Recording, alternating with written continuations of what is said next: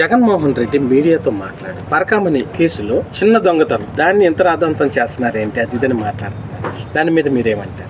ఈరోజు జగన్మోహన్ రెడ్డి గారికి దొంగతనం అనేది చిన్న విషయం అయిపోతుంది.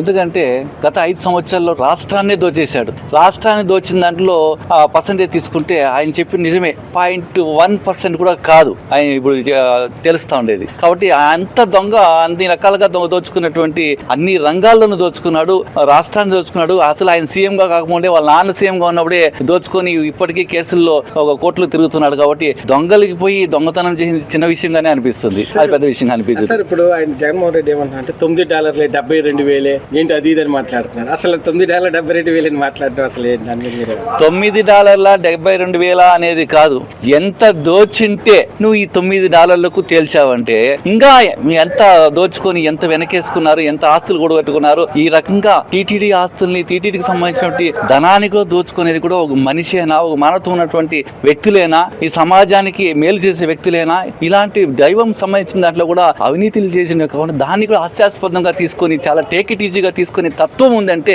నీ అణువణువున ఈ యొక్క జీర్ణించుకోపోయినా దోచుకోవడం అనేది అణువులోనూ ఉంది అనే దానికి ఇదే నిదర్శనం అని మన జగన్మోహన్ రెడ్డి గారి యొక్క వ్యక్తిత్వాన్ని చాటే విధంగా ఆయన మాటలు ఉన్నాయని నేను చెప్తున్నాను. డబ్బుల్ని ఎలా పోగుపెట్టుకోవచ్చు, ఎలా దాచుకోవచ్చు అనేది దానికి పూర్తిగా నిదర్శనం జగన్మోహన్ రెడ్డి గారు. దాని దొంగతనం బయటపడిపోయేట్లే కదా, అది ప్రజలకందరికీ కళ్ళు కనిపిస్తుంది కదా. ఎంత బట్ట బయలుగా కనిపించేటటువంటి తత్వం ఉన్నటువంటి వ్యక్తులు ఆ వైసీపీ పట్ల ఉండడం, అది మన ఆంధ్రప్రదేశ్లో వాళ్ళు కూడా ఒక తటను గెలవడం అంటే నిజంగా ప్రజలంతా చాలా బాధపడుతున్నారు. ఇట్లాంటి వాళ్ళనే మనం గెలిపించాం గతంలో, ఇలాంటి వాళ్ళు ఇంకా ఈ రాష్ట్రంలో ఉండారా, ఇంకా ఈ రాష్ట్రాన్ని ఇంకా ఎంత దోచుకోవాలనుకుంటున్నారు, ఇంకా ఏ విధంగా దీన్ని నాశనం చేయాలనుకుంటున్నారు రాష్ట్రాన్ని అనే బాధ ప్రజలంతా కనిపిస్తా ఉంది. ఇది నిజంగా ఇప్పటికైనా వాళ్ళు గుణపాఠం తెచ్చుకొని మారి ఇంకా తప్పు కప్పిపుచ్చుకునే విధంగానే ఇంకా వాళ్ళ క్యారెక్టర్ ఉండేది ఉంది అంటే నిజంగా చాలా బాధాకరం. ఇలాంటి నాయకులు నిజంగా ఇంకా భూస్థాపితం చేసే రోజులు రాబోయే రోజుల్లో ఉంది ఇంకో తెలియజేసుకుంటారు.